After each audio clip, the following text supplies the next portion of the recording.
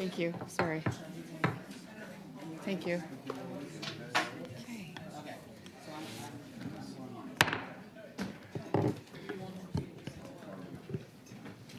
Call this meeting to order. Bienvenue à la centre. Welcome to meeting number 125 of the House of Commons Standing Committee on the Status of Women. Members of the following points, please wait until I recognize you by name before speaking, and as a reminder that all comments should be addressed through the chair. Merci à tous pour votre coopération. Thank you for your cooperation. Standing Order 1082, and the motions adopted by the committee on Tuesday, June 4th, 2024, and Wednesday, September 25th, 2024, the committee will continue its study of breast cancer screening. Before we begin, I would like to ask all in-person participants to read the guidelines written on the updated cards on the table. These measures are in place to help prevent audio and feedback incidences and to protect the health and safety of all participants, including the interpreters. I would like now to welcome our witnesses. Appearing as an individual, Dr. Anna Wilkinson, medical doctor, Julia McIntyre by video conference, Dr. Paul Gordon, clinical professor of radiology by video conference, Dr. Sheila Puvu, radiologist by video conference. From Breast Cancer Canada, Kim McDonald, patient advocate. From Breast Cancer Action Quebec, Jennifer Beeman, research and advocacy advisor by video conference. Melina Gioet, coordinator, programs and advocacy by video conference. And Quebec Breast Cancer Foundation, Corinne Izo-Iperciel, President and Chief Executive Officer. We will begin with opening statements. Dr. Wilkinson, you have the floor for up to 5 minutes. Thank you. Can you hear me? Yes. Okay. I'm a family doctor and a GP oncologist. I work with Statistics Canada and the Canadian Cancer Registry to look at real-life cancer outcomes. I have a unique vantage point to understand the impacts of breast cancer screening recommendations across our entire healthcare system. My research with Statistics Canada has focused on breast cancer in women in the 40s. We found the incidence of breast cancer in these women has increased almost 10% in recent years, that women with access to organized screening breast programs have earlier stage at diagnosis and significantly increased survival. We've also found that women in their 40s have more aggressive subtypes of breast cancer, where the survival for cancers diagnosed beyond stage 1 drops off dramatically. We've shown the peak age for breast cancer diagnosis among white women is 65, but for women of other race and ethnic groups, it's typically before 50. These same women have significantly more advanced stage cancers at diagnosis. This work has been done in spite of the fact that our national cancer data has significant gaps which limit our analytical abilities. We've established that the costs of breast cancer treatment rise exponentially with later stage of diagnosis. Our cost-effectiveness analysis has showed that screening at age 40 saves lives and saves our health system $500 million annually, as it's so much more expensive to treat advanced cancers compared to screening. I was an invited expert on the evidence review for the 2024 breast cancer screening guidelines, an experience which highlighted critical flaws in the process. The task force ignored our expert recommendations, with the end result that the benefit of screening was minimized. The task force dictated the terms of the evidence review, mandated the use of old studies, and insisted on too short a time frame to show the full benefits of screening. They determined the benefit of screening in women 40 to 49 by extrapolating the benefit from older women, even though trials looking specifically at women 40 to 49 showed higher benefits in the range of 44 to 57% mortality reduction. They did the same with dense breasts and family history, merely extrapolating the benefits observed in average-risk women. The task force had access to race and ethnicity data from StatsCan, but did not act on the age of earlier diagnosis in all women other than white. We experts voiced our concerns in a limitations document, which was ignored. Even if we use the task force bias and minimize mortality benefits of only 1 death averted per 1,000 women screened over 10 years, this amounts to over 2,500 deaths of 40-year-old women. This number somehow did not reach their threshold of significance, threshold which seemed inconsistent between guidelines. The real number of deaths, based on modeling, is 3- or 4-fold higher. Concerningly, the 2018 Task Force 1,000-person tool, which Canadian family doctors used for 6 years to counsel their patients, contains serious errors.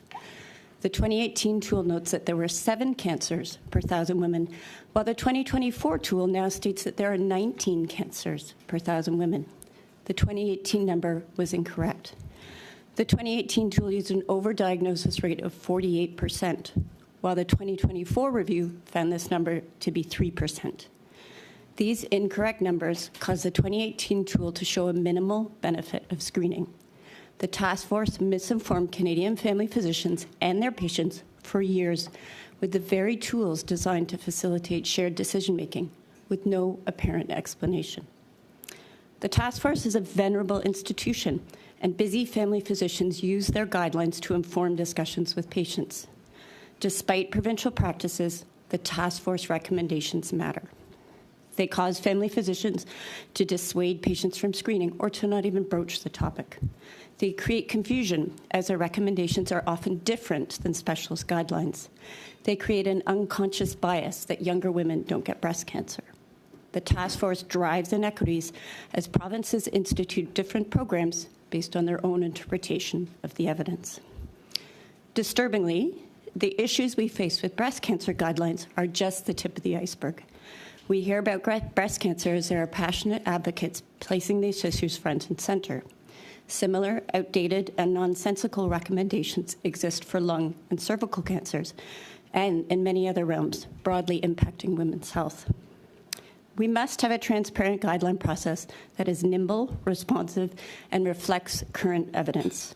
Our national guidelines should be unifying and effectively incorporate Canadian subject matter expertise.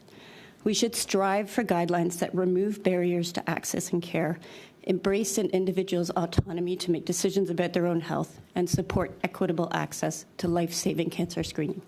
Thank you. Thank you for your testimony. At this point, I would like to welcome Ms. McIntyre. You have up to 5 minutes.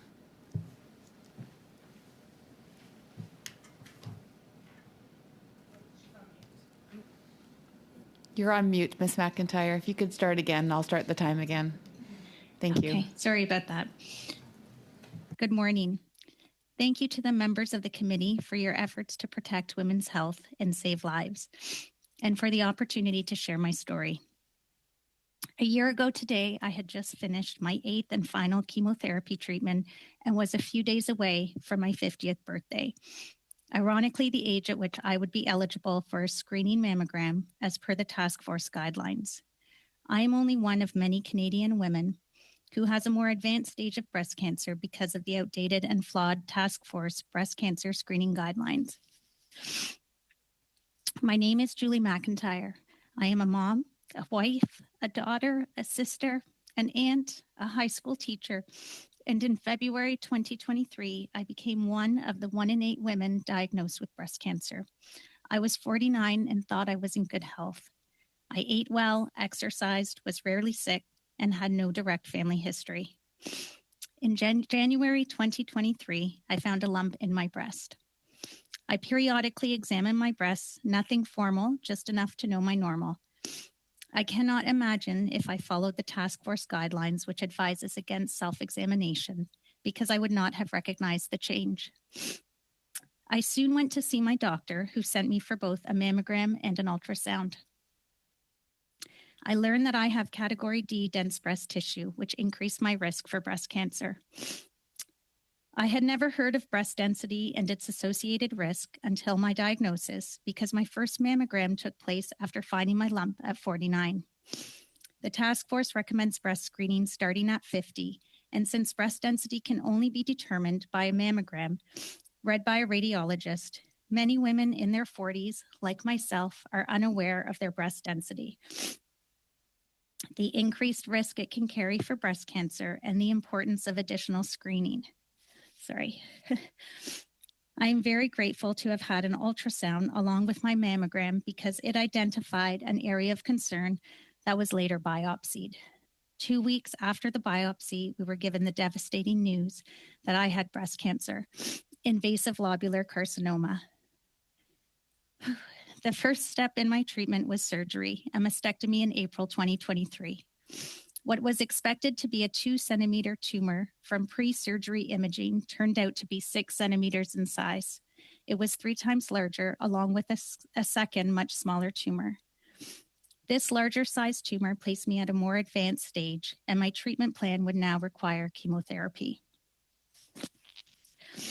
I was angry and upset thinking about how much further advanced my cancer would have been if I hadn't self-examined, if I wasn't able to get to my doctor, and if I hadn't had both a mammogram and ultrasound.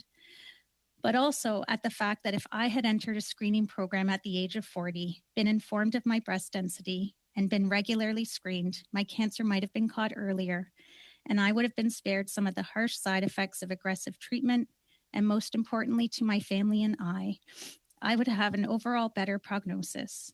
The evidence shows that early detection leads to a better prognosis and survival outcomes. After surgery came 8 rounds of chemotherapy, 15 rounds of radiation, and hormone therapy, which I will be on for 5 to 10 years, perhaps longer. The Canadian Task Force argues that screening at 40 causes unnecessary stress that comes with callbacks. As someone who has lived through breast cancer, there is no comparison to the stress and anxiety that accompanies a cancer diagnosis. The deep heartache and gut-wrenching pain that comes with telling your children their mom has cancer, your spouse, your parents, cancer treatment in the form of surgery, chemotherapy, radiation, medication, and all of their side effects, losing your hair and parts of your body, side effects from medications to prevent recurrence, living with the fear of recurrence and metastasis, and wondering if every new pain is a sign that the cancer has spread. It is a life-altering diagnosis that affects your physical, mental, and emotional health. And while it was stressful waiting for the results for the biopsy, it would be even more stressful and downright dangerous to delay screening and a possible diagnosis. I'm so grateful many provinces allow women to self-refer for mammograms starting at age 40 or 45. This will save lives. But I remain deeply concerned about the task force screening guidelines, which contribute to more advanced diagnoses and lost lives. It is critical that the screening guidelines reflect the current science and evidence around screening at 40, racial disparities in breast cancer, and breast density and other risks. But also equally important that communication to the public and family physicians is consistent and clear to avoid confusion and roadblocks that may prevent many women from getting the screening and care they need. Screening starting at 40 is critical for early detection of breast cancer. It is time to listen to the science and give Canadian women the best opportunity for early detection. Thank you very much. Thank you, Ms. McIntyre, for sharing your story. Next, I would welcome Dr. Gordon. You have up to 5 minutes. Thank you for the opportunity to testify on this critical issue. I'm a breast radiologist in Vancouver, and I've been in practice for over 40 years. I watched your previous session where you heard compelling testimony from women harmed by the task force, and just now with Ms. McIntyre. Some needing both breasts to be removed, hair loss from chemo, having to take time off work, or worse, having to work through treatment. Cancers in younger women grow and spread faster, so it's especially important that we find them earlier. The years of life saved by screening is greater for women in the 40s than any other decade. Yet, the task force still recommends that screening starts at age 50, perpetuating avoidable deaths and suffering. Women in provinces that start screening at 40 are more likely to be diagnosed at an early stage. They're less likely to need chemotherapy. They can have less aggressive surgery, and that's why all women should be offered screening starting at 40. Canadian data showed that since the task force first recommended not screening women in the 40s back in 2011, the stage of breast cancers has increased, and the number of women whose cancers has spread has gone up by 10%. The task force ignored this research when making their current guidelines. Currently, 9 out of 12 jurisdictions have lowered the screening age to 40 or have pledged to lower it. Alberta and Northwest Territories screen at 45. We are waiting for action only from Quebec. Their review is due in December. Even with all this progress, Many women are still unaware that they can self-refer, and family doctors who trust the task force are not telling women about screening, and if they do, it's often to discourage it. That comes back to a power imbalance. Dr. Michelle Nadler testified to HESA that the task force doesn't mind if women screen as long as they're informed. There's a strong emphasis that women must speak to their family doctor before self-referring.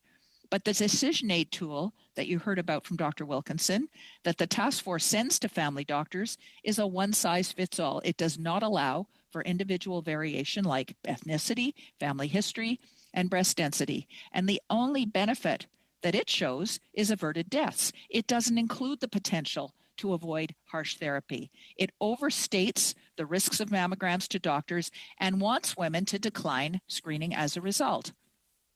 Both women and healthcare professionals need education. When I lecture to health practitioners, they're shocked to hear that the task force members are mostly family doctors and that content experts are deliberately excluded. Canadians assume guidelines are made by experts. This is a breach of public trust. All women should have a risk assessment by age 30. The task force guidelines are intended for women who are not at increased risk. But women with a first-degree relative with breast cancer are at increased risk. So are women with dense breasts and women who've had cancer. The task force guidelines do not apply to those groups, but family doctors don't know that, and some use those guidelines for these women as well. That said, I'd like to emphasize that 85% of women who get breast cancer have no increased risk, no family history. That's why we need to screen all average risk women starting at age 40. Women with additional risk factors may need to start younger or be screened more often or offered supplemental tests like ultrasound or MRI. But average risk women need to be screened. Women should receive an invitation letter on their 40th birthday informing them that they can now have screening mammograms. Currently, only Alberta sends invitations at age 45. Women in the 40s are the sandwich generation. They're caring for young children at home, for aging parents. They're working and contributing to the economy. They are not acceptable losses. All women in Canada deserve the opportunity for early detection. The task force should be disbanded. We cannot wait for an expert and external review in the spring in the hopes that one day will be taken for a new, better accountable task force. Women are dying needlessly now. We need the guidelines suspended now. And in the interim, provincial guidelines can be used. Ontario began self-referral at 40 on October the 8th, and it has predicted 845 additional cancers will be found this year. Those cancers would have been found eventually, but now they can be found at an earlier stage. A new model for the task force should incorporate experts and patients. There's no time to wait. We need to act now. Thank you. Thank you very much for your testimony, Dr. Gordon. At this point, Dr. Apuvu, you have up to 5 minutes. You're on mute, Dr. Apuvu. Oops, thank you. There we go. Gen X, that's the problem. Honorable members of the Standing Committee on the Status of Women, thank you for reconvening this important study. I'm Dr. Sheila Apavu, a general radiologist with an interest in breast imaging and with 3 decades of experience in breast cancer screening and diagnosis. I also chair the Coalition for Responsible Healthcare Guidelines. Today, I want to focus on breast screening guidelines as well as other guidelines that affect women, specifically those from the Canadian Task Force on Preventive Healthcare operating under the Public Health Agency of Canada. You have heard and will hear a lot about breast cancer science and patient experience, but I would like to talk about the guidelines and the guideline development process itself, as well as the Public Health Agency's current external experts review of the Canadian Task Force on Preventive Healthcare. As you've heard, there's strong criticism of the current Canadian Task Force breast cancer screening draft, which again recommends against screening women 40 to 49, and thus falls behind recommendations from the U.S. Task Force and the Canadian Cancer Society and almost all the provinces. But the problem with the Canadian Task Force is fundamental and extends beyond breast cancer screening. Content experts have raised issues with task force guidelines in areas that affect women such as lung cancer, cervical cancer, colorectal cancer, perinatal mental health such as postpartum depression, vision screening, and pediatric developmental delay. Aside from the breast guideline, none of these guidelines have been updated dating back to 2013. and thus pose risks for Canadian women and their families. This risks avoidable late-stage diagnosis of significant and life-altering diseases. Among other issues you will likely hear today, the task force itself demonstrated bias in its predetermination of the results of the breast screening guideline revision. The working group chair stated in May 2023 that they didn't believe that changes to the guidelines were needed from the 2018 guideline. And this was weeks before the evidence review was even initiated. The task force also biases and manipulates knowledge translation. For example, it only allows information to be expressed to patients and primary care providers on its own terms. In its communications and in the way evidence is considered, the task force consistently underestimates screening benefits while amplifying its portrayal of harms. As an example, its 1,000-woman chart, offered as a decision tool, underestimates the benefits of screening and fails to address crucial questions such as Dr. Gordon mentioned, reduction of morbidity or non-death harms when a woman screens versus not screening. Modern studies and computer modeling estimate a very meaningful value of around 40% mortality benefit from screening, which the task force has arbitrarily chosen not to communicate. What the task force provides is not knowledge translation, but knowledge restriction. Although the task force supposedly operates at arm's length from the Public Health Agency of Canada, it is funded and supported by the Public Health Agency. And there is considerable interactivity between the agency and the task force. Yet the Public Health Agency has been given the task of carrying out an external experts review, which is now underway. While the panel members are distinguished and appropriately include representation from primary care and population medicine, they lack disease-specific specialists. This is exactly the approach for which specialists have criticized the task force itself. When I asked the Public Health Agency to include representation from specialists who look after patients with the actual disease processes, I was told that they had made a deliberate choice in their panel composition. This suggests that the exclusion of topic experts was fully intentional. The so-called external review of the task force is being led by the same body that funds it. Part of the evaluation is being performed at the University of Calgary, which houses the task force. How can these bodies whose reputations are tied to the task force be truly objective? This is not an unbiased or external review at all.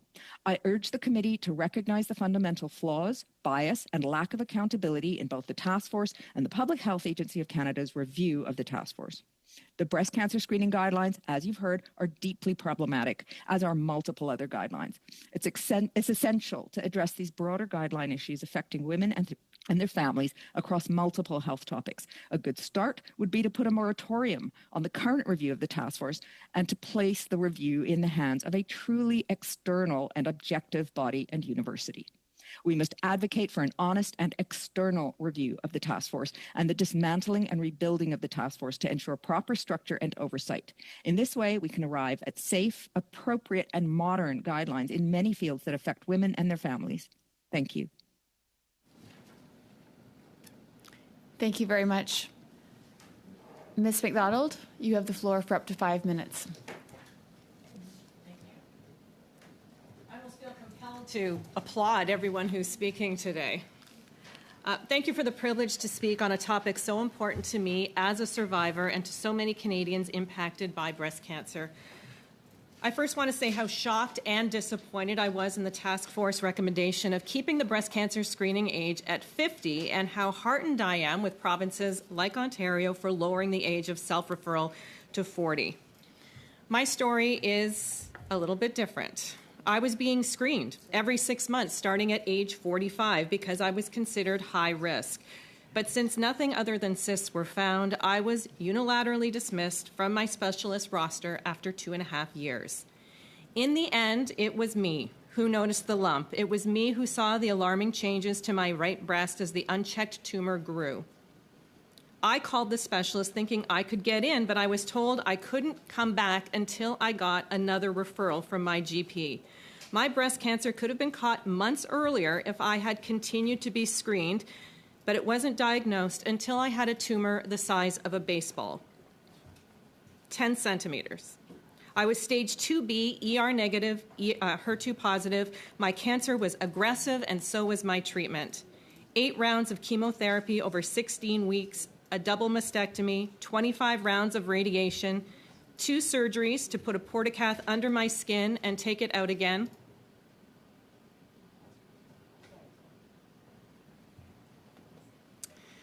18 Herceptin infusions and 64 needles in my stomach. I had to leave my job for 10 months and collect disability at the highlight of my career. This treatment saved me, and I am 7.5 years in remission and extremely grateful for that, but I'm not here to gain your sympathy, but rather to say by the time women discover a lump themselves, the cancer has grown and perhaps has spread, and treatment can be traumatizing. Mammograms, MRIs, and ultrasounds can discover breast cancer in its earliest stages, which results in far less invasive treatment, ultimately saving lives and money. I feel compelled to tell you about a friend who fought so hard to bring awareness to others on this subject. In 2017, Nadine Parsons had a sore lower back. She had x-rays done, she went to 2 chiropractors, and still the pain worsened for months. On January 1st, 2018, she woke up and she could not move. So her husband took her to the emergency, and after several tests, it was discovered that not only did she have breast cancer, but it had spread to her lymph nodes and then to her bones, which is why she was in so much pain. For the next 1.5 years living with metastatic breast cancer, Nadine Parsons was an advocate telling younger women about the signs that she had missed, that she had breast cancer. But because she was so young, nobody had ever suggested that she have breast screening. When I ran into her at a fundraiser and she told me her story, she was filled with such positivity and optimism that I was sure that she was going to survive. But on July 24th, 2019, Nadine Parsons succumbed to breast cancer. She was one of 5,000 Canadian women that year who died, and she was 37 years old. Tragically, this story is not unique. Screening saves lives, and it needs to be accessible. The difference between stage 1 and stage 4 is timing. I'm one of the lucky ones. I lived, and that's why I'm here today. Dr. Jean Seeley, the head of breast imaging at the Ottawa Hospital and professor at the University of Ottawa, was quoted in a report released in April of this year. She said, "Breast cancer in younger women tends to be diagnosed at later stages and is often more aggressive. It's alarming to see rising rates among women in their 20s and 30s because they are not regularly screened for breast cancer. There are over 50 kinds of breast cancer, and Breast Cancer Canada is investing in targeted therapies. Not every woman needs to go through what I did. Some may need a lumpectomy and a small amount of radiation. If it's caught early, they may avoid chemotherapy altogether. Research is making that happen. When a woman gets breast cancer, it affects her entire community. The earlier it is caught, the less invasive the treatment, the less of a burden on the healthcare system, the less likely it is for her to die. And early screening can help save a life like mine. Thank you. Thank you very much for your powerful testimony. At this point, I would like to welcome Jennifer Beeman. You have up to 5 minutes. It's my colleague, Melina, who will be giving the presentation. Thank you. Welcome, Melina. Hi. Hello, everyone. We thank committee members for our invitation to be part of this important discussion. We're coming to you from Jojage, part of the unceded Indigenous lands of the Ganyangahaga Nation. It's important for us to use gender-inclusive language in our work, as breast cancer affects people based on their physiology and not their gender. So we use the term women and AFAB people. AFAB is an acronym for assigned female at birth, which includes non-binary and transmasculine people who have the same risk of breast cancer as cis women do.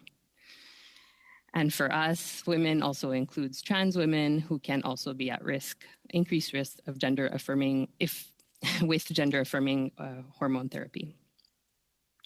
Breast Cancer Action Quebec is an intersectional feminist organization that has been working for breast cancer prevention for over 30 years, providing education programs and fighting for better chemical regulations to reduce toxic substances in our environment and the products that increase breast cancer risk. Among our many different programs, we give breast cancer education workshops with women from communities often not reached by public health campaigns. And we are committed to working with marginalized communities to listen and empower them with the tools to take their health in hand. Marginalized populations have very different needs and experiences regarding breast cancer, which include barriers to the existing screening program. This should be a central issue when considering expanding the breast cancer screening program to start at 40. These groups are not well served by the current screening program, and in most cases, this is a reflection of the deep inequities in our healthcare system, which will not be solved by simply extending the program to younger populations. Healthcare funding is severely limited.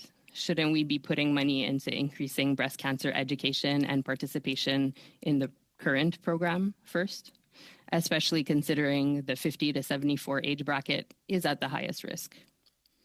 If the program is widened to the general population starting at 40, won't these populations face the same exclusions and barriers to participation? Specifically, women and AFAB people with disabilities, particularly regarding mobility, have major problems with the most basic physical access to mammography screening machines and even to clinics. Disability groups have organized major campaigns to change this with little success. This injustice has been an issue for over 30 years. Gender diverse people face a lack of information on basic questions of breast cancer risk. For example, how hormone therapy raises breast cancer risk for trans women and may reduce it for trans men. Fully respectful healthcare practices are also far too rare. Indigenous women and AFAB people are facing increasing rates of breast cancer, along with all the issues they face regarding the lack of equitable, respectful, and culturally sensitive treatment in the healthcare system. Black women and AFAB people are facing very specific problems regarding breast cancer, with many people being diagnosed at earlier ages with more aggressive forms of the disease that are often less responsive to treatment. Also, they may participate less in existing screening programs. Lowering the screening age will not address racial disparities. In addition, Black women are facing very similar trends regarding uterine cancer, so far more work from the ground up needs to be done. In Canada, we don't collect race-based health data, which is a major problem and the source of many injustices. Much of the research on Black women and breast cancer has come from the US and the UK. But this body of research has shown that the category women cannot be treated as if they all experience breast cancer in the same way, which tends to mean the same way as white, cis, well-educated women. Gender-differentiated data could also help us better serve the gender-diverse population. The problems all these groups face regarding screening raises vital questions. As we all know, healthcare funding is severely limited. Breast cancer risk, diagnosis, and treatments play out differently for different populations, and so responses need to be tailored depending on these realities. In addition, we'd like to call your attention to the lack of diversity in these two FEWO sessions among survivors, among groups, as well as among experts, including the specialties and populations they study and work with. Surely we all agree that Canadians deserve the whole picture on this important issue. Thank you again for the opportunity for us to share our questions with you. Thank you very much, Milena Gioa. Next, we have Madame Eperciel. Vous avez la parole pour 5 minutes.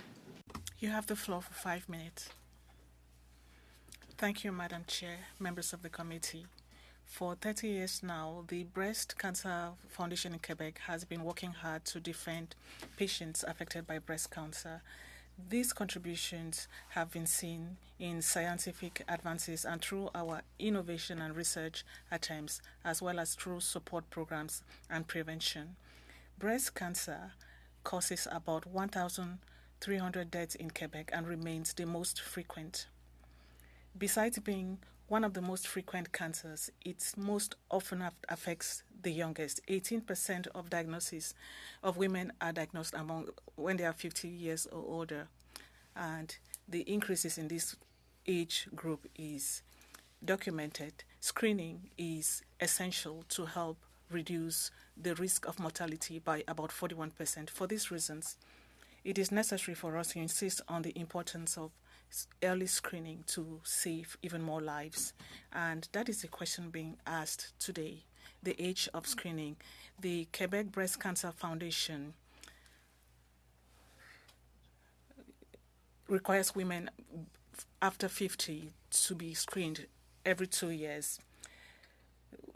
The mandate has been given to expand screening from the age of 40, an initiative that should be commended. However, it is important to mention that the screening program is based on a single age factor age. Such a factor supposes that all women in an age category have the same risk. We now know that 12% of the population has a more than 10% risk of developing breast cancer before the age of 70. It's about 50% of all breast cancers which are diagnosed in women belonging to this subpopulation. Conversely, 50% of the population has a breast cancer risk of 3% or less. In other words, the risk of breast cancer is concentrated in a relatively small proportion of the female population. Evidence has indicated that other risk factors need to be taken into account when determining each woman's risk profile. These factors are age, family history of cancer, DNA, breast density, Ashkenazi Jewish descent, hormone exposure, alcohol consumption, size, and body mass index. This shows the relevance of moving towards a more preventive and personalized approach to medicine. That's why the foundation wants government to make the transition from an age-based to a risk-based approach to screening. It was against this backdrop that we were the first to provide financial support for Perspective, an innovative project that evaluated a new screening strategy based on each woman's unique risk profile. The project has led to the development of a saliva test, which, when coupled with a questionnaire, calculates a woman's risk of breast cancer, making it possible to tailor screening to her individual needs and encouraging early detection of the disease. The integration of this innovative approach would modernize breast cancer screening and would have numerous social and economic benefits. The benefits for patients are manifold. Earlier detection has an important impact on the choice of treatments, highest survival rate, improved quality of life, and a significant contribution to enhancing better patient experience, reduced stress related to overtesting, reduced psychosocial impact. The benefits would be just as important for the healthcare network: better use of human and technical resources, improving clinical performance, better quality of care, and lower health and social cost. We also know that the socioeconomic burden of breast cancer is significant in Quebec as elsewhere in Canada. Specifically, the average cost of breast cancer treatment varies according to the stage of the disease. The earlier cancer is screened or detected, the lower the associated healthcare cost. In Ontario, it's about $14,000. Stage 1, approximately $39,000. So it's a variation of more than $30,000. So early screening will help not only to save lives, but also the cost. Now that the Perspective project has reached maturity, the foundation hopes to encourage a modernization of the way breast cancer screening is carried out by integrating this innovation into the usual practices of the healthcare network. And we hope that governments will follow this new way of looking at things, which is consistent with science and would have a significant impact. Let's do it for these women, these survivors, these daughters, these spouses, because too many of them are dealing and living with the disease. Thank you all for your opening remarks. At this point, we will go to our first round of questions. I'd like to begin with Michelle Ferrari. You have 6 minutes. Thank you, Chair. Thank you so much to all of the witnesses here. Powerful emotional testimony as we continue the study on task force recommendations on breast cancer with a lot of survivors who've come courageously here to speak about their experiences, a lot of physicians as well in the status of women. If I could start, it was Dr. Wilkinson. You said something pretty pointed.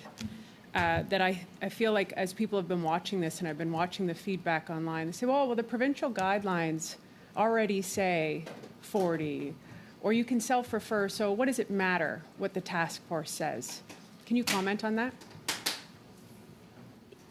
Certainly. I think I spoke to that a little bit in my speech, but it really does matter. So even though on the ground it seems like there is access, what happens when the task force says don't screen is that is what family physicians take as what they should be recommending to their patients. So there creates a bias so that when patients go for shared decision-making to their family physician, the family physician is already predisposed to say that, you know what, the risks probably outweigh the benefits.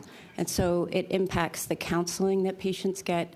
It impacts the ability to access across our country because some provinces do screen, some provinces don't, some age 40.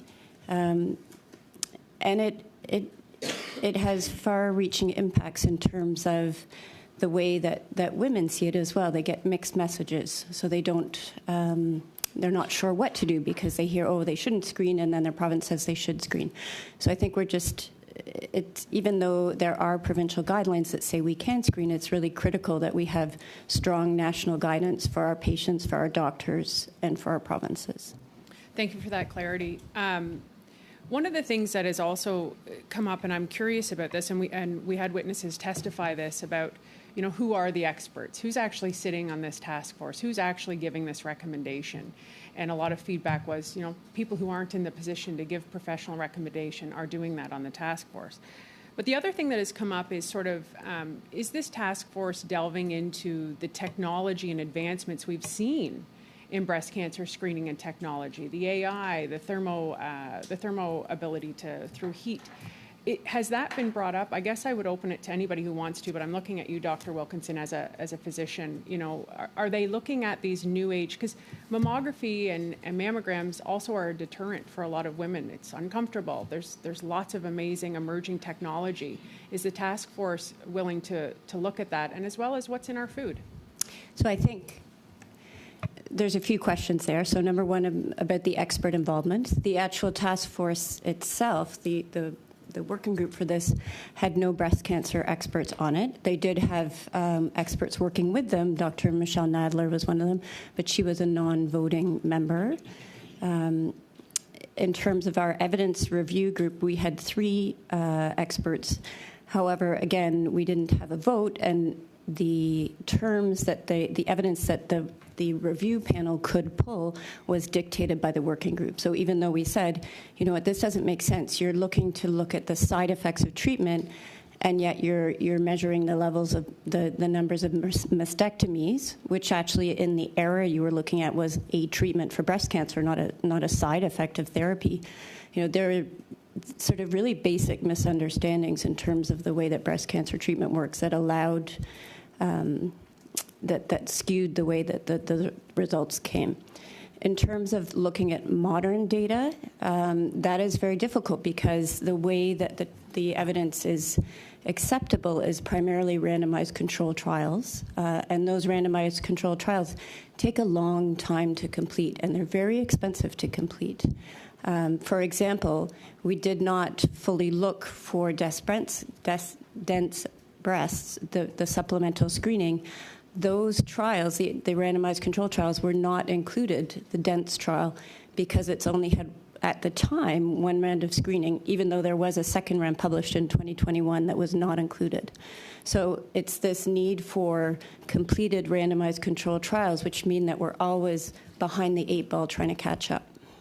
Thank you. I see that a lot in medicine, right? We're always in reaction mode instead of preventative or offensive.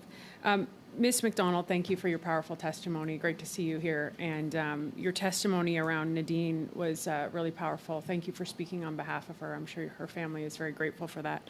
But you said something, and I'd like to have it on the record again. You said about timing and how it's tied directly to the timing of screening is directly tied to survival, which was your experience. Just like you to elaborate a little bit on why timing matters in survival of breast cancer.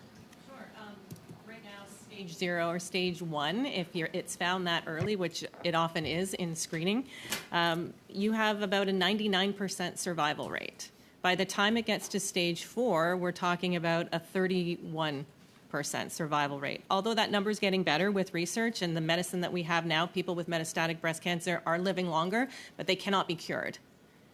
But if you are early stage, you can be cured with the medicine that we have today. So that's the difference between going in, getting screened, finding out you're 0, 1, or 2, versus it's too late. Your stage 3, it's in the lymph nodes. Your stage 4, it's in your liver or your bones or your lungs. And timing is the difference. Excellent. Thank you for that. Next, I would welcome Emanuela. You have up to 6 minutes. Thank you. Thank you, Madam Chair. I apologize for the darkness of the screen. I've tried to fix it. It's not really working. I want to thank all of the witnesses for being here to share your testimony and your expertise with us today.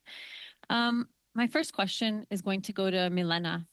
You spoke about the fact that Canada doesn't collect race-based data, and I'm wondering on this issue on breast cancer and ensuring that all women get the help that they need when they need it.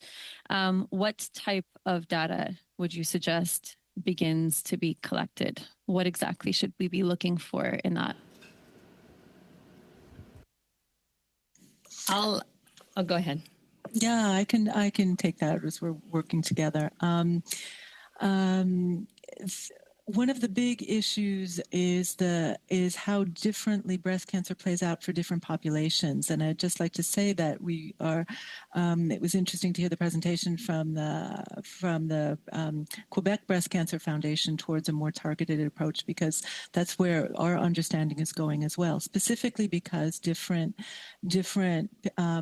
ethnic backgrounds play into breast cancer risk. It was already known that it was the case for Ashkenazi Jewish women. And now there's such a big, urgent healthcare, I'd call it a crisis regarding Black women and breast cancer. They really need to be around this table. And there are Black women breast cancer researchers who are calling for that it is urgent to get race-based data. And to better understand, because Black women have historically been marginalized in many different ways, including in terms of clinical trials, that the percentage of Black women who've been part of clinical trials has been less than 1%. And researchers theorize that that's one of the reasons that it's becoming very clear that certain therapies aren't working for them the way they work for white women. And so there are layers to this issue. We're really looking for, breast cancer is a harrowing disease. We know that as well as anyone else here. It's wretched. The mortality, seeing anyone die from this is terrible. Overdiagnosis is an equally important problem that needs to be taken very seriously, where we turn healthy women into breast cancer patients, and no one who's been through breast cancer would want that. And so we need to start targeting, and as we said, race is a question that we need data on. Same thing for Indigenous women. We need a lot more data on what's happening for Indigenous women as well, who seem to be facing increased. There's research out of Alberta that indicates that their breast cancer incidence is going up. Do they respond to therapies? Obviously, diagnoses at later stages. Do they respond to the same therapies? And then there's historical problems with how they are treated within the healthcare system. So there are layers to the problem, and they require many perspectives, and they require these women and groups that work with them to be around the table as well. So thank you. Thank you very much for that response. Dr. Gordon, you said that the majority of provinces at this point are lowering the age to 40. Quebec is the only province that we're still waiting on and is still at 50. And I'm wondering if you know what their argument is for staying there for so long. And, I imagine, I don't know if the task force's guidelines have anything to do with that. Generally, Quebec, tends to go based on, not necessarily federal guidelines. So I'm wondering if you can give any insight there. Thank you for the question. With Quebec, they're probably the previous speaker, Ms. Beeman, brought up the issue of overdiagnosis. And let me just explain to the attendees what that really is. So overdiagnosis is the theoretical possibility that somebody could be diagnosed with breast cancer, or real breast cancer, and treated for it, but they would die of something else before the breast cancer would have surfaced. So they never really needed to find out that they had breast cancer. And the extreme example is a woman who has breast cancer and she finishes her treatment, and 6 months later she has a massive heart attack and dies. Or she's diagnosed with another cancer that's very aggressive. Let's say she gets a pancreatic cancer and she dies even before her breast cancer would have killed her. Now, overdiagnosis is real, but at the time a woman is diagnosed with breast cancer, if you don't have a crystal ball, you don't know what's happening to that woman 6 months or a year later. Except that overdiagnosis is vanishingly rare in younger women. In women in the 40s, they're much less likely to have significant heart disease. They're less likely to develop other cancers. And so overdiagnosis is not a reason to not offer breast cancer screening to women in the 40s. The task force is using it the wrong way. Perhaps Quebec is as well. And depending on what evidence committees are willing to look at, they can choose to, like the task force, exaggerate the harms and understate the benefits. We have Canadian data showing that women in the 40s who have mammograms are 44% less likely to die of breast cancer than women who don't. And if I can just take a moment and address another comment from Ms. Beeman and her colleague who brought up the issue of representation among the experts. The other panelists might not be aware that in your previous session, Dr. Iffy McCurley, who is a Black physician, who is a breast cancer specialist, did give testimony. So I'm sorry there are no other non-white experts. Well, Dr. Apavu, do you count as non-white? I don't see color anymore. Thank you so much. I appreciate your comments. Thank you. Okay. Thank you very much. Unfortunately, Manuela, your time is exhausted. Next, I would like to welcome Adrienne LaRouche. You have 6 minutes.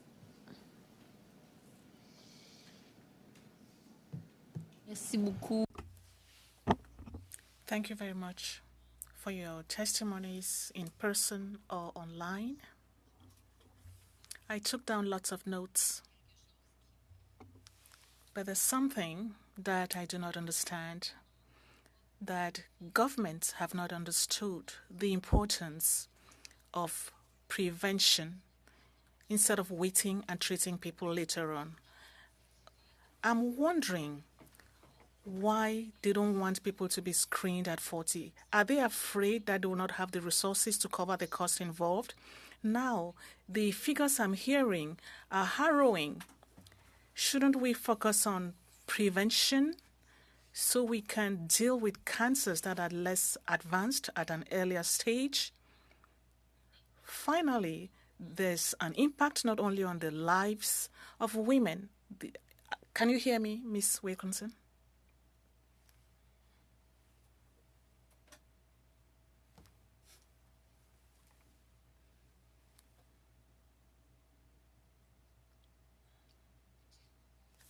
Question? Can you hear me now? Can you hear me now? Can you listen? Can you hear the interpretation? Should I start over again? So should be doing?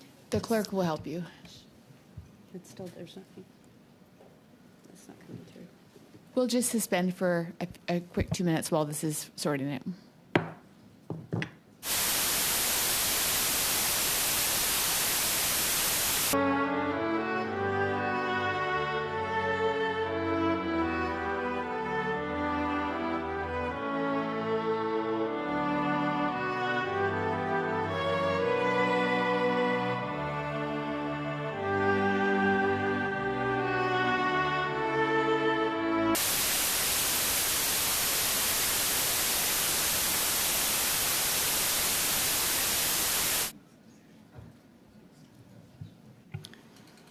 Merci, Madame. Thank you, Chair. As I was saying, I want to thank the witnesses appearing in person and those appearing online. I want to thank them for their important testimonies. And I also want to tell them what strikes me. I have the impression that this comes down to an economic issue. When we wonder why people don't want to screen before 50, is it because we are afraid we will not have the financial, material, and human resources for screening? Is it just a matter of cost? Whereas the figures I'm hearing here in the study are demonstrating to what extent a cancer detected later, much later, have even higher cost and even more serious consequences on the person experiencing the diagnosis who has to go through treatment. It has an impact, a social and economic impact. So I find this extremely unfortunate.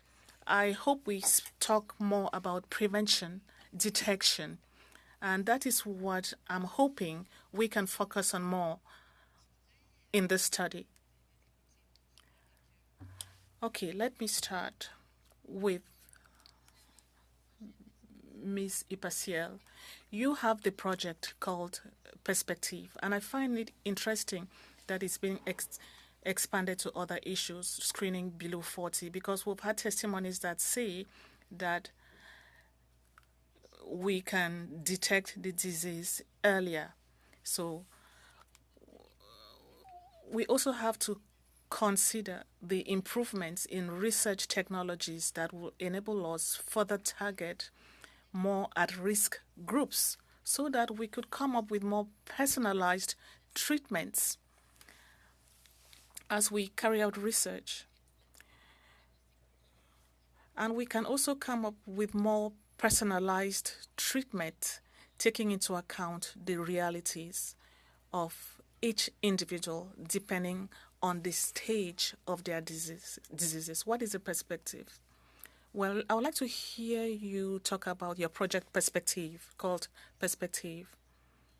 What lessons have been learned from your project Perspective? What should we not forget in our report?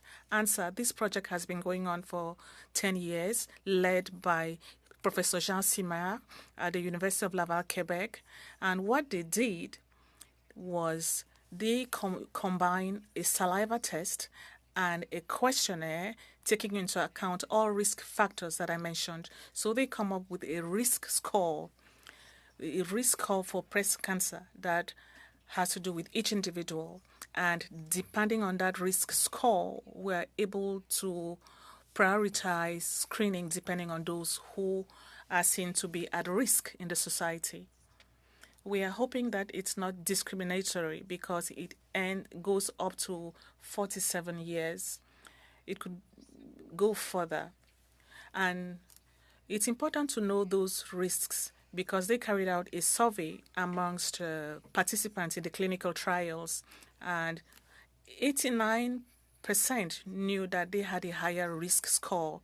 And when they know that, they will go for more frequent screening. But someone who doesn't have such a high risk score could wait to get to the risk of the general population and go for screening later. So this enables us prioritize by establishing risks so that we can be able to better use the resources that are minimal on the ground.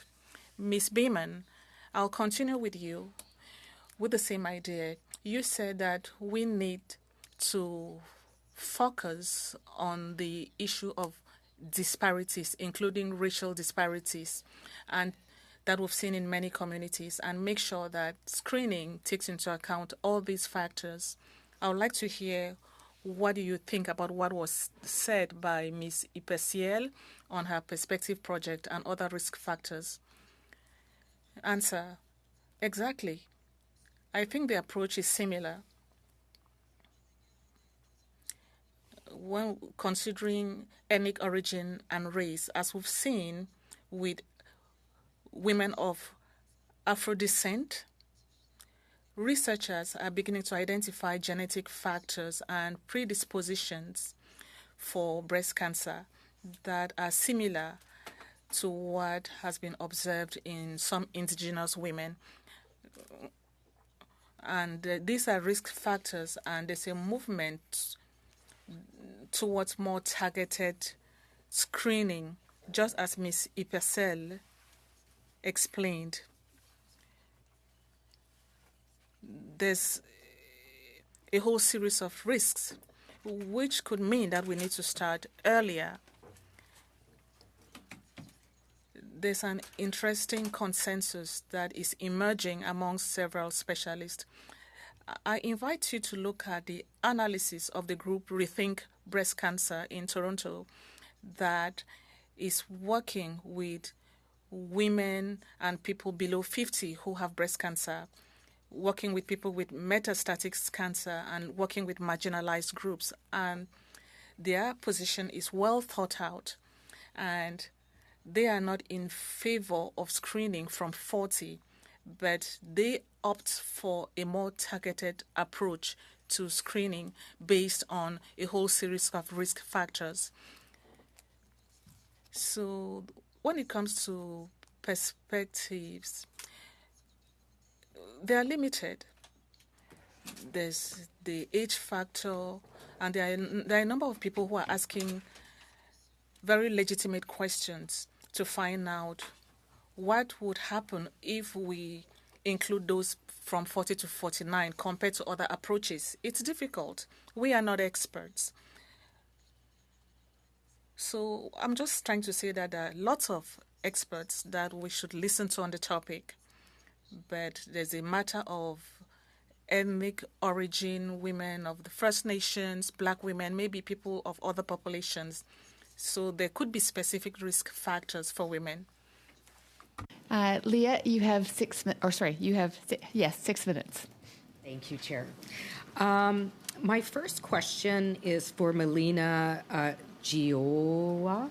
Is that right? Jiwa? Jiwa. Sorry. Name. Sorry about the name. Mispronunciation. I really appreciated your testimony talking about the importance of inclusive care, and you spoke specifically to the AFA community. Why is it important to provide gender-affirming care in the treatment of breast cancer? Thank you so much for the question. I think it's just really about ensuring that everybody is included in our measures to challenge and to prevent breast cancer, to detect it. If we don't include, what's happening right now is that gender diverse people, so non-binary and trans people, aren't targeted by the current awareness campaigns and all this pink stuff around breast cancer is not very trans men don't feel really called to to participate in this whole aspect of it, and don't necessarily know that they are at risk for breast cancer even after having top surgery, like a gender-affirming double mastectomy, let's say. So just because I have limited time, I asked that question for a very specific reason, because there's been a pushback provincially to get rid of gender-affirming care. And what my concern is if we continue to push back against gender-affirming care in certain provinces, how is that going to impact the safety of the trans community, particularly around breast cancers? Oh, okay. So you're talking about gender-affirming care in general. Gender-affirming care, but it's in this specific instance related to breast cancers. How would it affect? I mean, it would affect mental health. It would affect suicide rates would go up. That I think maybe matters. I'm not sure if I understand the question. So if gender affirming care would be how it affects. Let me clarify the question. So if it's difficult to access gender affirming care, my assumption is that people will be less likely to go get medical help, particularly around breast cancers, if they don't feel that they can get health care that respects gender diversity. Sure, absolutely. I mean, that's already the case in any kind of accessing any kind of medical care. Gender diverse people are often, not treated, people don't use their pronouns. Pronouns are not asked for. And so, of course, that would add another level of complication for people to access, for example, mammography. Yeah. So the other question I have, just because, I mean, you brought up a point that this study hasn't been very inclusive, and I'll accept that, especially because of what we've heard around certain groups being at higher risk of getting breast cancer, right? For example, Black women. I think either you or Jennifer Beeman, if you'd like to answer. You spoke more specifically about Black women and Indigenous women. I'm also concerned about the fact that the current technologies are not accessible to the disability community. Can you expand on that and how it places the disability community at risk? I guess I'm concerned about it because if we're not being inclusive in the study, we're missing really, really critical points in the research to bring, I guess, a thoughtful and well-informed recommendations forward. So either one of you, if you could answer that. Yeah. You can go ahead, Jennifer. Well, on the case of the accessibility for women and AFAB people with disabilities, particularly mobility disabilities, I've known about this for 30 years, and we were approached by a very important disability group in Quebec to join a campaign to mobilize groups to get support, because the question of accessibility hadn't changed. Anyone who's had a mammogram knows you have to stand up, and that machines, that there are presumably there are other ways to do this, and we couldn't, the big mobilization, and couldn't get a meeting with the health minister to take this on. I don't know how this plays out in other provinces, but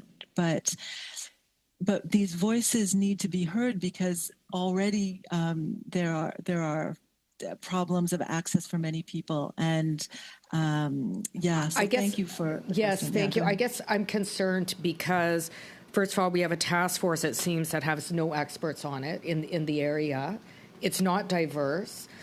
Most of the research has been done, I think, over 90% were Caucasian women. And we're basing this information to make decisions about breast cancer. And then it seems like we're doing a similar thing in this study. I'm a bit concerned now, and I just want to say I appreciate this, and I feel like we need more information about it. Thank you, Leah.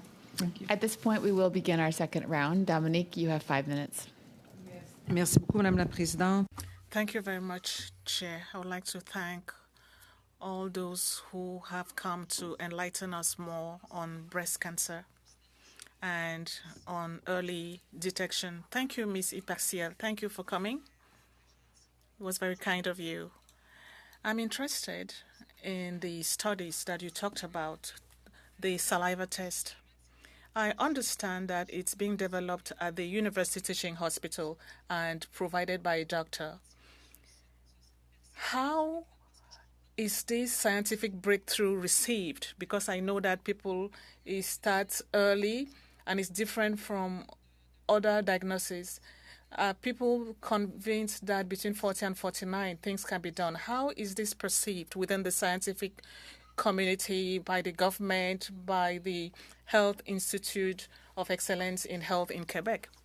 Answer: the foundation contacted a number of these health institutes, including the Department of Health.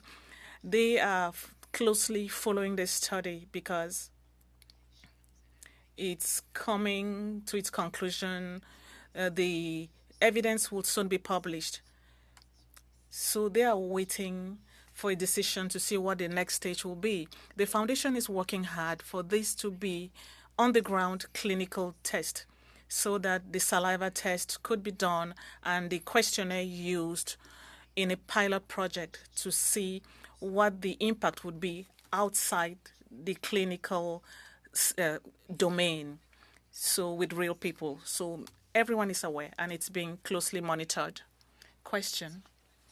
Usually, Quebec is ahead when it comes to these social issues. So I worked with the Quebec government for many years, so I can speak to that. But now we are somewhat lagging behind. Has the foundation communicated with the Minister of Health, the government of Quebec? What are the representations that we have done? We are hoping that Ines would move forward, but at the foundation, have you made any approaches and how were you received? Answer, I am not Ines, so I do not know when their report will be submitted. I know that they are waiting for the Canadian Task Force to take a decision. But in Quebec, we do have problems of resources. Mammograms could take 10 weeks, sometimes up to 38 weeks, depending on where we live. So the foundation has been very vocal for many years now on the topic. It's something we discussed with the Office of the Minister, Minister Dubé. It was well received, and even the cancer offices were contacted. So we are waiting for the findings to be published. We are all waiting for those findings, and we hope that we will get to a pilot phase. Ms. Iperciel, what do you think of the task force, the committee that was working on the directives? They don't have many followers. Going by the testimonies we heard, there was Dr. Apravo, who came and asked that this committee be dissolved and that their directives be put on pause. What do you think of this committee? Should we put a stop to that and review their functions or abolish it completely? What is your position on that? The foundation doesn't have a governmental role to establish task forces. We just see them work and we wait for their findings. And when you see them working, what do you think?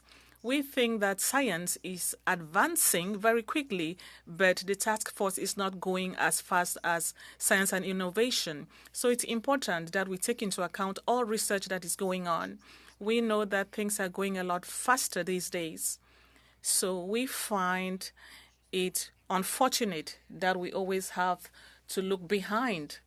So I think it's important for all specialists working on the different topics, because breast cancer is not a single breast cancer. There are several types. There's inclusion, different communities, different age groups, different realities. So I think that the communities should be broader and more forward-looking. Do I still have some time? 15 seconds. Miss Dr. Apavo, I understood your point. The committee is not something you want. It's not doing what it should do. Could you remind us the number of women that are now sitting on that committee? Could answer that quickly. Peut-être qu'on a cette donnée-là aussi. Maybe the analysts have the data. You have a response, that'd be ideal. You could submit to the committee. You're asking me? Yes, that's, if that's possible. If you have any questions, you can follow up with the committee afterwards. Okay. Okay. Was I being asked how many women are on the task force? Okay. I can look that up and tell you. The working group for the breast cancer screening guideline was chaired by a woman. Okay. Thank you very much. And only because of the shortness of time, we will move on to our next member of parliament to pose questions. You have 5 minutes, Mark. Merci, Madame la Présidente. Thank you, Madam Chair. Thank you, witnesses, for coming today. You've given us very good recommendations about breast cancer screening. When we look at women between 40 and 49, you are saying they should be screened.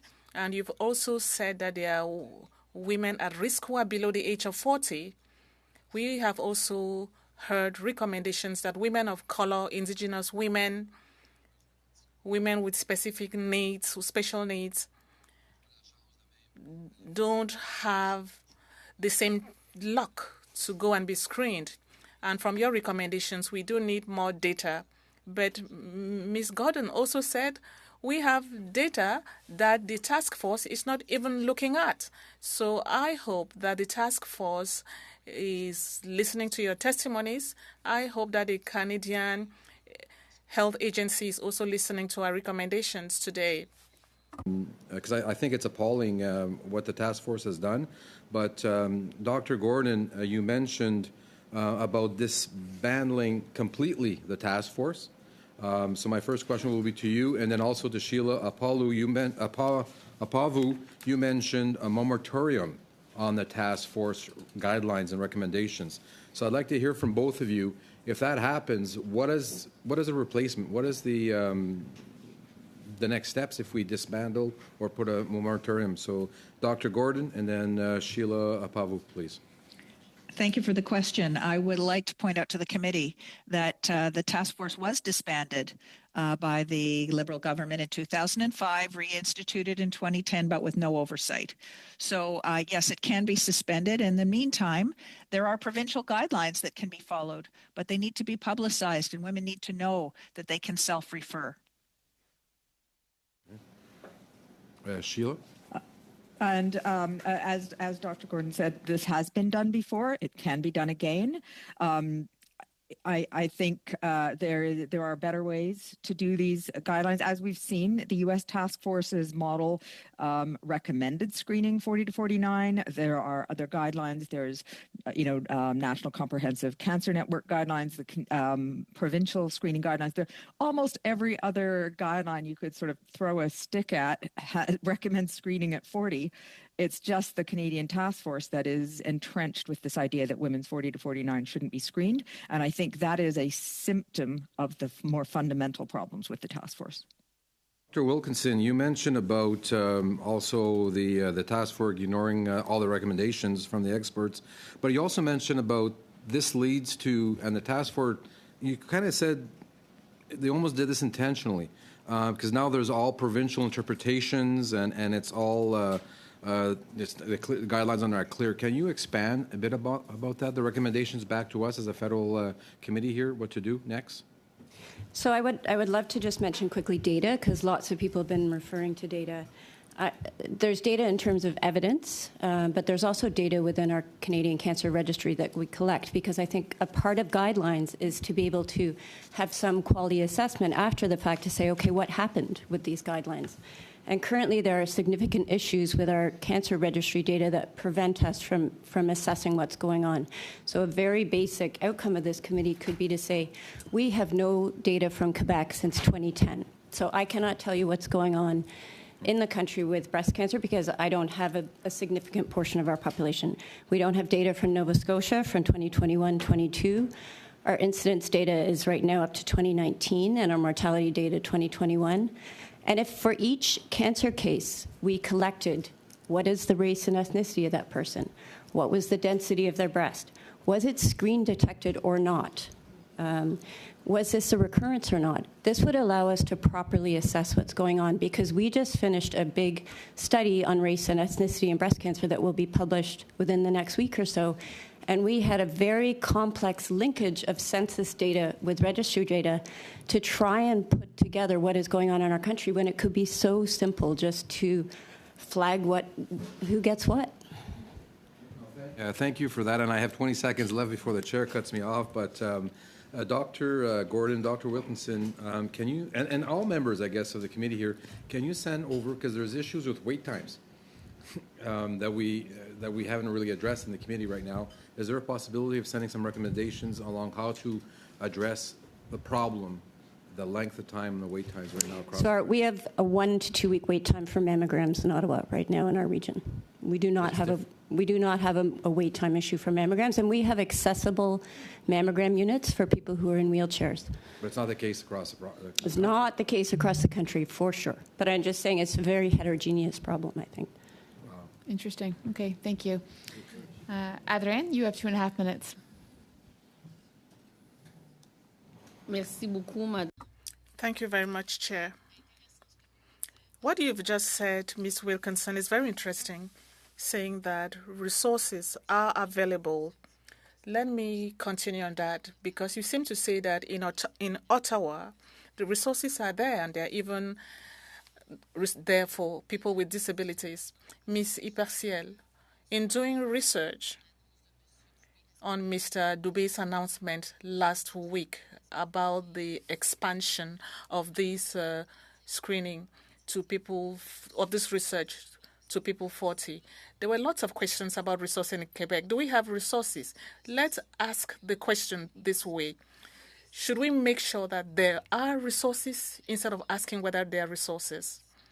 Now, let me also ask, the investments that were requested by the Ministry of Health, the health transfers, were they provided? Are they enough? The health transfers are essential, and investments in health are crucial, and this should not even be a matter of cost, economic austerity, and so on. But people have to understand that it's something that should be done. Answer. The wait period in Ottawa is 1 to 2 weeks, or there's no wait period. But if you cross the river, it goes up to about 38 weeks to get a mammogram.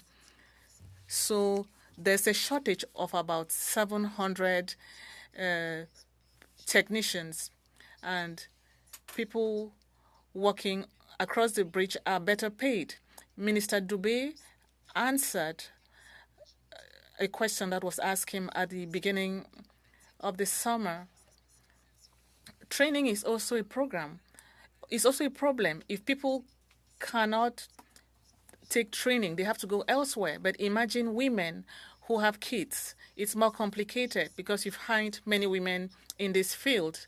So it's not only a matter of money, but also the individuals who have to do the job. It's excellent to expand it to people who are younger. But already now, the wait time is up to 38 weeks. 2.5 minutes. Thank you so much. And I was wondering, Dr. Wilkinson, if you could send the committee a brief on your recommendations that are coming out of the of your latest report. That would be really helpful, and maybe some recommendations that are coming out. That would be very helpful. Unfortunately, I have a limited time, so I wanted to ask you, Madame McDonald and Madame McIntyre, you know, we often talk about cancer as the physical parts of it, but we don't talk about cancer in terms of the emotional and financial parts of it. And I think that's something that has come out in the study.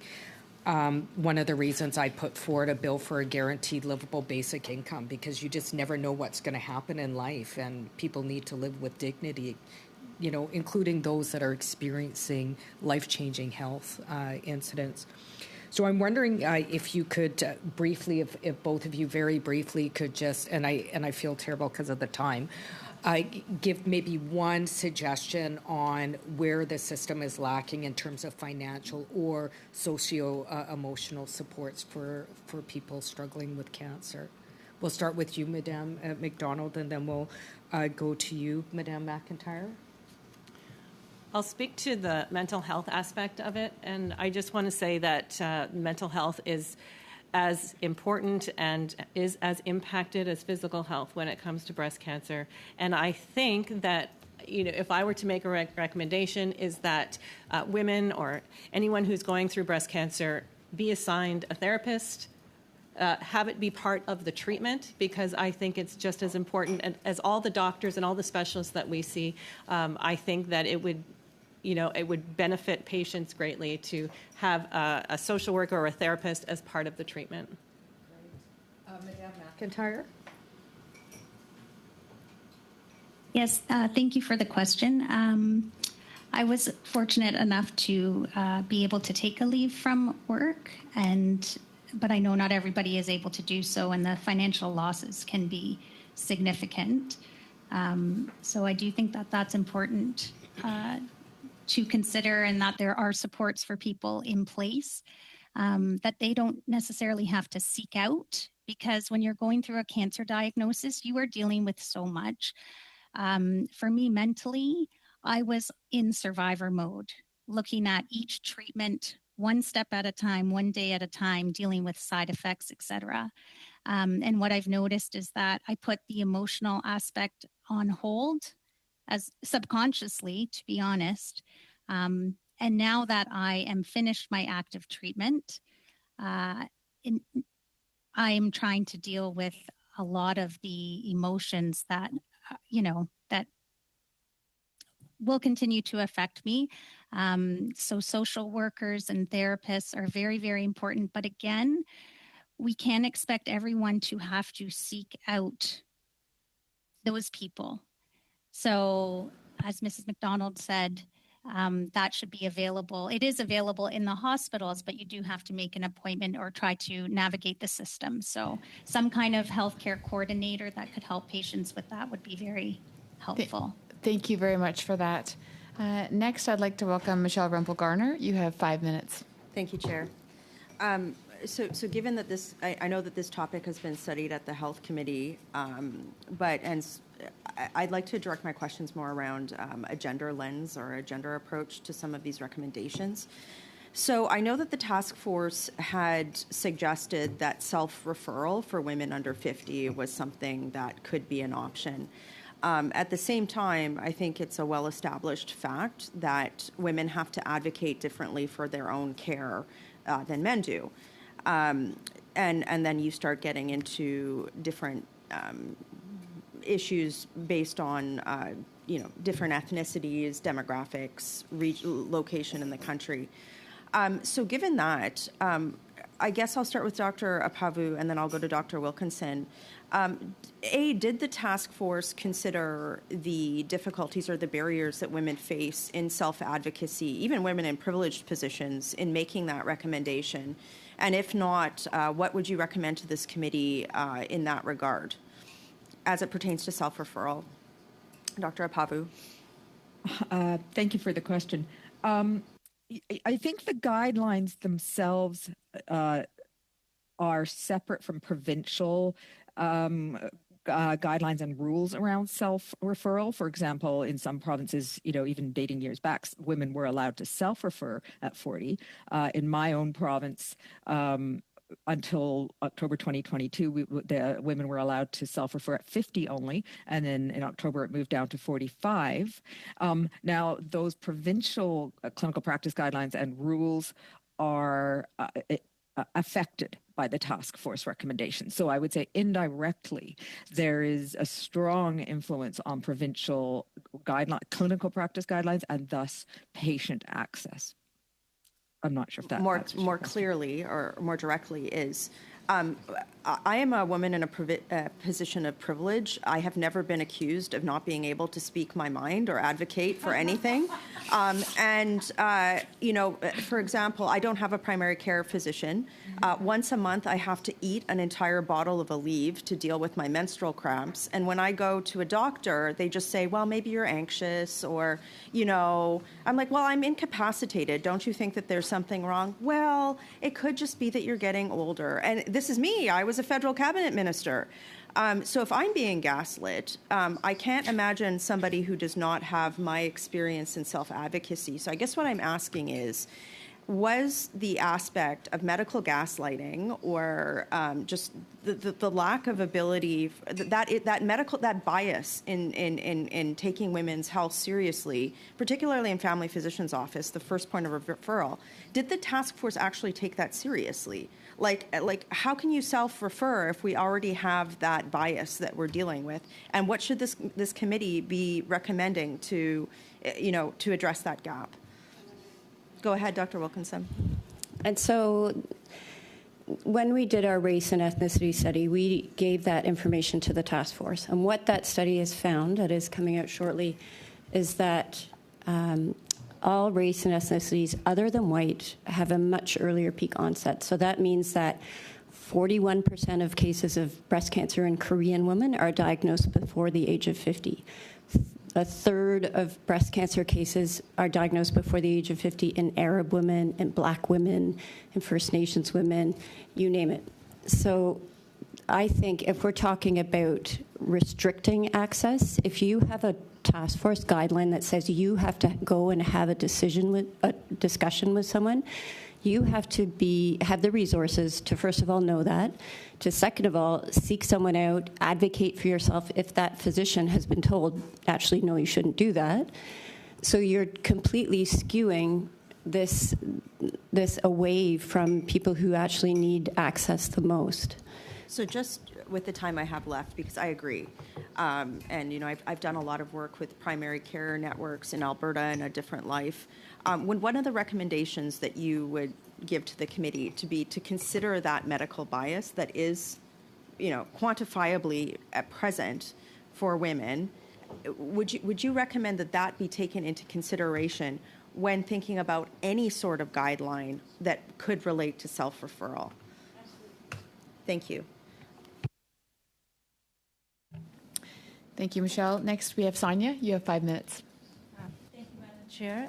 I'm sharing my time with the PAM. Okay. And thank you all the witnesses for being here for your knowledgeable testimony. My question is to Dr. Gordon. Dr. Gordon, we heard last time from Ms. Jenny Dale, the co-founder of Dense Breast Canada, that family doctors are often not educated on breast density and with the associated risk. Do doctor needs more education? If they do, what kind of the education? So what is the guidelines should be there? Absolutely. Family doctors and the public need more education on dense breasts. You heard from one of the presenters today, she only found out after she had already had her cancer diagnosis. So women with dense breasts are at a greater risk to get breast cancer, and they're at risk that their cancer won't be seen even if they do have a mammogram. So family doctors definitely need to be educated. It should be part of the curriculum in medical school and in the residency for family practitioners. And the task force is in denial over the risks associated with dense breasts. But as I said, they're mainly family doctors, so they need to be educated as well. They need to listen to the experts. They need to let the experts vote on their panels so that women won't fall through the cracks. Over to Pam. Thank you. Thanks to all our witnesses for being here today. I've met with many of you previously. I'm not a regular member of this committee, but I would suggest that maybe the committee could think about adding another meeting to hear from those who do specialize in treating and research on Black women. I tried submitting, not just Black women, Indigenous women, those with a disability. I tried submitting Dr. Juliette Daniel as a witness, and I was told that you weren't accepting any more witnesses. So I did ask her to submit a brief, but it was pretty short notice. So one of the things, though, that we're tasked with is coming up with recommendations. And Dr. Wilkinson, I know you've spoken about HPV screening, lung cancer screening, and I was looking, in Ontario, we started vaccinating for HPV in 2008. The guidelines were put in place in 2013. I would expect that research has come a long way since 2013. Do you think that any task force should be shortening the timeline when they look at these guidelines? Because it seems like waiting 10 years or more to update them is too long. I think we should be updating guidelines every 5 years or so. I think we're going to run into becoming more and more complicated because traditionally we've relied on these randomized controlled trials to kind of dictate what we're doing, and we're more and more in an era where those may not be available for some of the basic questions, and so we have to think about when do we stale date trials. So we asked for a pause in this breast cancer screening guideline process to have only trials after 2000 considered. And we had the pause, but there was no change. So these guidelines that you see still have evidence from 1963, from 1970s, from 1980s. Everything about breast cancer has changed since then. The imaging we use, we didn't know about molecular subtypes. We didn't even have tamoxifen or lumpectomy till the mid-'80s. So these trials were done before those basic things. So we really need to think about the validity of the evidence that we're using if it's older. We're also seeing more younger women getting breast cancer now than we did in the 1960s. It was much more an older, just finding it, right? The other thing I wanted to ask you about was Canadian Cancer Society has withdrawn their support for many of the guidelines that the task force has put out. You talked about subject matter experts being consulted but not being voting members. How do we, if the task force stayed in place, what could we recommend in terms of people who have expertise providing input and perhaps voting, or how do you see that working? As a family physician, one of the major difficulties I find is that there are multiple guidelines on each topic. So the Canadian Association of Radiologists has a breast screening guideline that's different than the task force guideline, and that's so across all subject matters. And so it's confusing for family physicians. Which guideline do you follow? We should, I believe, as a nation, be having one. We should be bringing those people into the fold. It shouldn't be the specialist versus primary care. It should be, let's have a collaborative guideline so that for the issue of breast cancer screening in Canada, we pull in all the expertise from all of these specialists and we have one way forward. Thank you very much. Thank you, Pam. Thank you, Sonia. Leila, you have 5 minutes. Thank you, and I want to thank everyone for this study here today. It's wonderful to have breast cancer be prominently studied here in the month of October. I'm going to start out, because we did study this at Health, and we had some amazing testimony, but I want to just further on this. Dr. Paula Gordon, can you give advice to a woman who might be on the fence as to whether they should talk to their doctor? What advice would you give a woman today?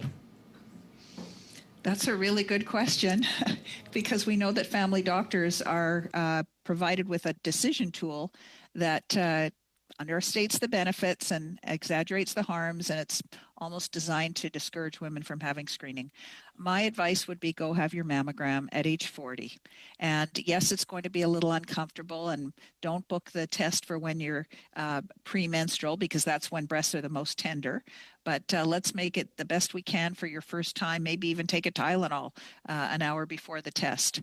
And that'll give you some very important information right off the bat. You'll find out whether you have dense breasts, and hopefully you'll get an all clear. Another important piece of advice I would give women is that when you get that report and it tells you your breast density, if you're category C or D, which means you have dense breasts, you should at the very least do breast self-examination because we know mammograms can miss cancers and we want women to find them as early as possible. And if at all possible, try to get a supplemental test like ultrasound if you're at average risk, or if you're at very high risk, to have an MRI. Go online and look at the IBIS risk assessment tool. It's just a few questions and it will tell you what your lifetime risk and your risk in the next 10 years to get breast cancer is. And if you're higher than 20 or 25% lifetime risk, you're at high risk and you should be talking to your doctor about getting referred to a high-risk screening program. But all women should have a risk assessment by about age 30, and women should be encouraged to do breast self-examination so they get to know what their normal is and they have a better chance of finding cancer as early as possible. Thank you. Yeah, we do know that early detection does truly save lives. I guess I'm going to open this up to Dr. Apavu. What advice do you have to women? Because we know that this task force, it's failed women. So what advice could you give to women today that are possibly on the fence? Regarding breast cancer screening, Regarding breast cancer support screening.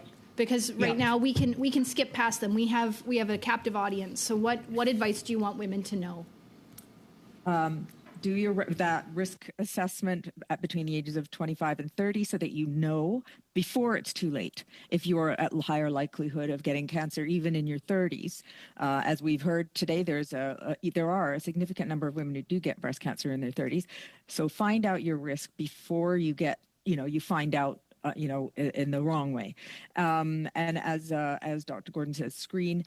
In women 40 to 49, or basically in premenopausal women after 40, they should be screening every year because in those years, the hormones are at a higher level and breast cancer is sort of fed by the hormones in a lot of cases and grows faster and more aggressively. And we know from studies that there's a lower chance of getting a late stage cancer if you screen every year instead of every other year. And again, the other thing is, and I'm going to wander slightly off topic, women age 74 and above are a little bit ignored. Those studies, as Dr. Wilkinson said, in the 60s to the 80s, lifespan for women was about 76 years old in 1970. Well, and their studies stopped at 74. Well, lifespan for women now is around 83 years. So stopping at 74 made sense if you only look at these ancient studies, but it doesn't make sense in 2024. Dr. Wilkinson, the last minute to you, what advice would you give to Canadian women here today? So screening is a very personal decision, and you can make your own decision as a woman if that's something you want to do or not. I agree, know your risk, know it early. When you're 40, that's when you can start thinking about mammograms. The rates of cancer are not really high enough in the 20s and 30s to think about broadly screening. But if we had clear guidance from the task force, we would probably have high-risk programs across the country. Right now, we only have them in Ontario and Nova Scotia. So there's very limited access to that for women who do realize they're high risk. Perfect. Thank you. Lisa, you have 5 minutes. Chair, and I want to echo my colleagues and thank all of you for being here. This has been really valuable testimony today. But I want to start with Kim McDonald and a different type of screening that affects women who have experienced breast cancer. We were talking about this morning, and it's airport screening. And you've had, even just today, experiences as a breast cancer survivor in the airport. And as we're coming up with recommendations, I'm hoping that you can add this to the conversation. Yeah, I would love this to be added to the conversation because this is something that breast cancer survivors talk about amongst each other, is that when you go through airport security, if you have prosthetic breasts or a bra that has some kind of light prosthetics in it, you are stopped and you are screened and you are patted down and you are treated like a criminal. So this happens to me often or I'll just go flat because it's easier because I know that I won't be patted down. And it's like you're being humiliated every time you travel. And it's also you're telling a perfect stranger that you had breast cancer and you had a mastectomy. And I was telling this woman at the airport, this is why I'm being flagged. And she said, okay, but I still need to do everything. Do you want to go to a room? I said, no, I don't have time to go to a room. Just pat me down right now. I'm not doing anything illegal. But time and again, women who have had breast cancer and mastectomies are stopped and treated as if they're smuggling something in just because they're wearing prosthetic breasts. My suggestion would be that we have a card, we have something that gets us out of the humiliation, like people who may have an artificial limb or a plate or something like that when they get stopped, because it's very personal and it's very embarrassing, and it happens all the time, and it happens to me almost every time if I do wear anything underneath my shirt. Thank you for sharing that. Thank you for asking. My next question was going to be any potential solutions, and you've kind of touched on that. Do you know any other sorts of cards that we could use as an example to put that forward? I don't know specifically. I just know it is a thing that other people who have issues because of health, who go through airport security, can get a pass without being patted down. And I think a card might be the best solution. to get like women who've had breast cancer past that. And just to reiterate, it's not just you. You've spoken about this with other breast cancer survivors. Yes, many. And I was given a card when I had radiation, that if I had to cross the border, that there was something that I could show in case the radiation went off at the border, which is, I know it sounds insane, but it's true. I had a lot of radiation. I didn't travel during that time in my treatment, so I didn't have that problem, but I was given a card by my doctor if I had an issue because of radiation. So I'm assuming that, and I don't know why this is not already a thing, because it happens all the time to women, not just in Canada. Thank you, Kim. And turning to Dr. Apavu, in your opening statement, we talked to, I think we all agree that we were shocked by the findings of the task force. The health minister ordered a review of that task force, but I think you raised some concerns about the review of the task force. Can you reiterate those and maybe give us some more to go on, some more to work on moving forward? Sure. It's called an external experts review, and the experts are external, but the review isn't external. The body that funds the task force is running the review.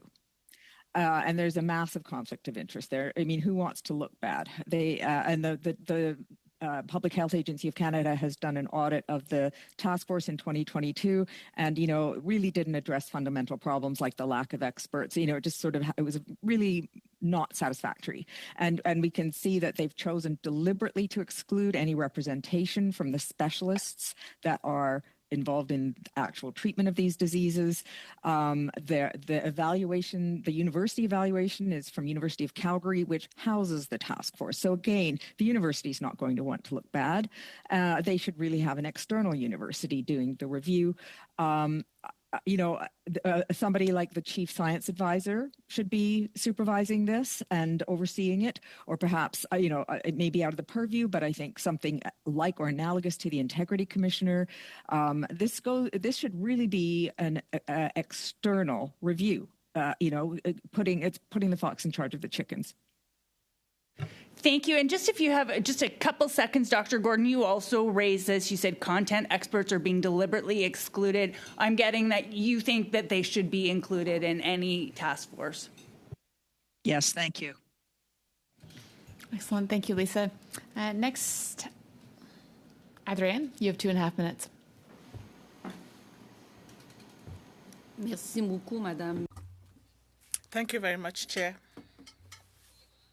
Ms. Giua, I would like to address something that we have not yet mentioned.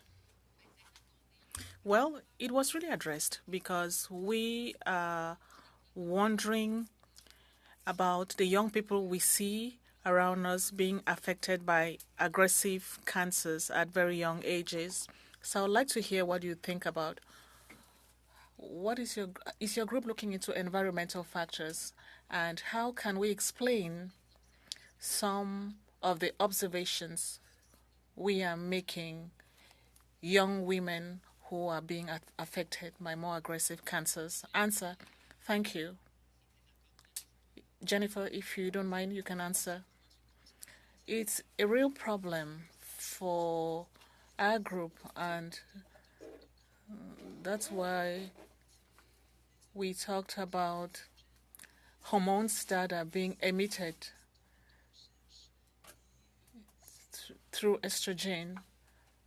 This is a broad domain, and it has been demonstrated by many experts in many domains that there are higher risk among young women, Black women, who have more toxic substances in products that they use. So it also this is a risk factor that we have to deal with seriously. This is something that has been raised. Why an increase in cancer, and also other types of cancers like uterine cancer? It remains rare, but the increase is striking. So it's important. Thank you for the question. Thank you. I have some 30 seconds remaining. Dr. Apavo, maybe you could also conclude. You said that the age is not it's a step in the right direction, but it doesn't go far enough. You really want screening to start at 40. Could you please explain the nuance that you already established?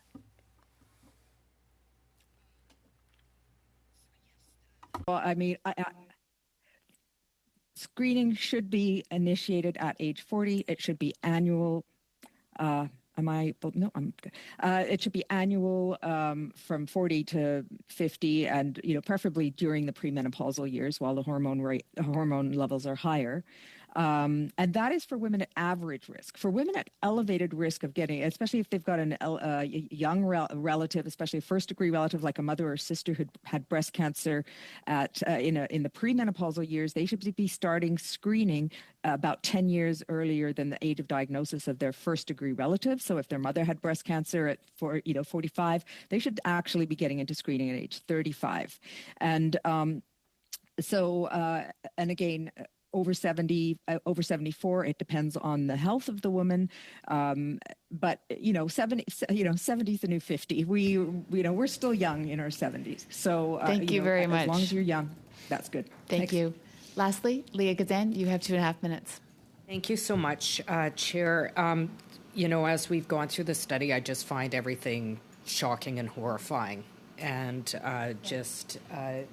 all the information around the task force is just so disturbing, and I wish I had more time. But my last question is for you, Dr. Apavu. I know that your group is calling for an accountability structure to oversee the task force, and that seems really necessary, especially with everything that we're learning. And you're talking about ensuring that the folks that oversee it are experts in the field, so that they can oversee the guidelines that are being put in place. So who would be on it? Like, who would make that choice about who would oversee it?